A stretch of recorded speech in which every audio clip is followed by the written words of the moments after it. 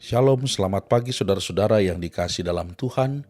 Kita berjumpa kembali dalam Renungan Pagi GKO Cibitung hari ini.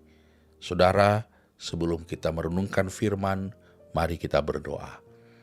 Terima kasih Bapa, di tengah-tengah ketidakpastian, Tuhan menunjukkan kepastian, yaitu hidup yang baru, kesempatan yang baru, nafas yang baru yang Tuhan berikan kepada kami untuk kami jalani hari ini. Tuntunlah kami Bapa, agar kebenaran firman yang kami dengar pagi ini memperbaiki hidup kami, sehingga kami menjadi hidup yang serupa dengan Kristus. Di dalam nama Tuhan Yesus kami berdoa. Amin. Firman Tuhan pada pagi hari ini diambil dari Hosea pasal yang ke-8, ayat yang ke-7. Demikian firman Tuhan. Sebab mereka menabur angin, maka mereka akan menuai puting beliung. Gandum yang belum menguning tidak ada pada mereka. Tumbuh-tumbuhan itu tidak menghasilkan tepung. Dan jika memberi hasil, maka orang-orang lain menelannya. Demikianlah firman Tuhan. Saudara-saudara yang dikasih oleh Tuhan, judul renungan kita pagi hari ini adalah Taburlah yang baik. Saudara-saudara, dulu waktu saya masih tinggal di Tanjung Priuk, di rumah saya ada tanaman cabai. Tanaman itu tumbuh karena tidak disengaja, karena memang tidak ada yang merencanakan khusus menanam.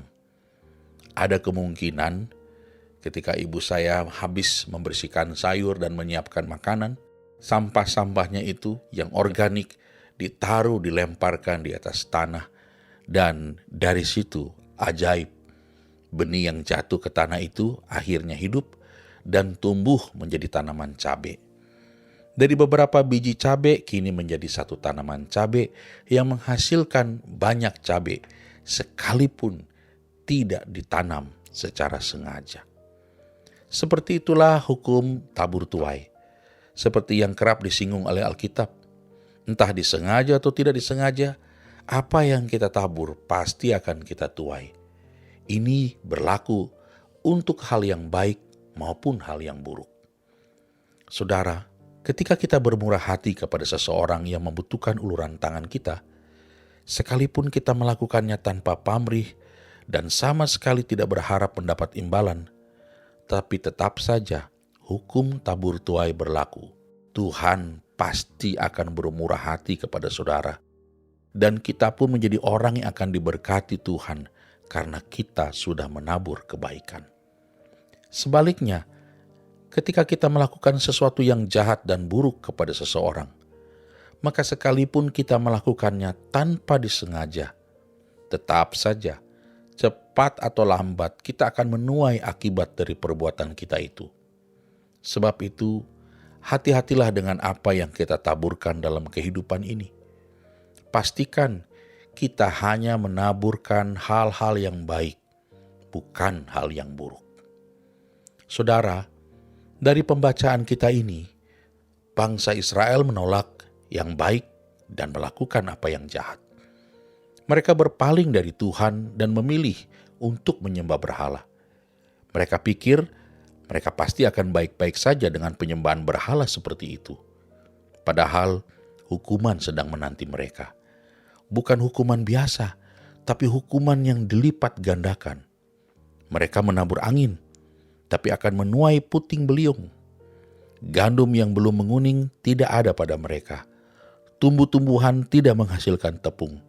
Dan jika memberi hasil, maka orang-orang lain menelannya.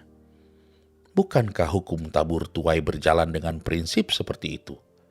Ketika kita menaburkan apa yang baik, kita akan menuai apa yang baik dalam jumlah yang dilipat gandakan.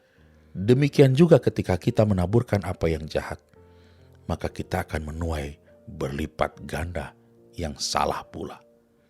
Saudara-saudara, jika kita menyadari akan hal ini, maka baiklah kita menjalani hidup kita dengan hati-hati. Ingatlah, entah disengaja atau tidak, apa yang kita tabur pasti akan kita tuai. Amin. Kita berdoa. Ya Bapa, bila Tuhan menjumpai dalam hidup kami Ada hal yang kami sengaja maupun tidak kami sengaja. Kami tabur dalam hidup ini yang tidak baik. Kami mohon ya Tuhan, ampuni kami. Biar semua hal-hal yang keliru itu dibatalkan oleh Tuhan. Dan biarlah Tuhan menolong kami memperbaiki apa yang selama ini sudah salah kami taburkan. Kami belajar menabur hal yang baik. Dan biarlah itu boleh berlipat ganda, bukan saja dirasakan oleh diri kami, tapi juga dengan orang-orang yang kami kasihi. Sertai kami Bapa dalam menjalani hari ini dengan pertolongan-Mu. Mampukan kami menjalani hari ini dengan penuh penyerahan, penuh kepercayaan kepada Tuhan. Saudara-saudara kami yang sedang ada dalam masalah, saudara-saudara kami yang ada dalam sakit penyakit, Tuhan memberikan jalan keluar, Tuhan menjamah, Tuhan menyembuhkan, Tuhan memulihkan. Di dalam nama Tuhan Yesus kami berdoa. Amin. Biarlah damai sejahtera Tuhan menyertai saudara sekalian hari ini. Shalom.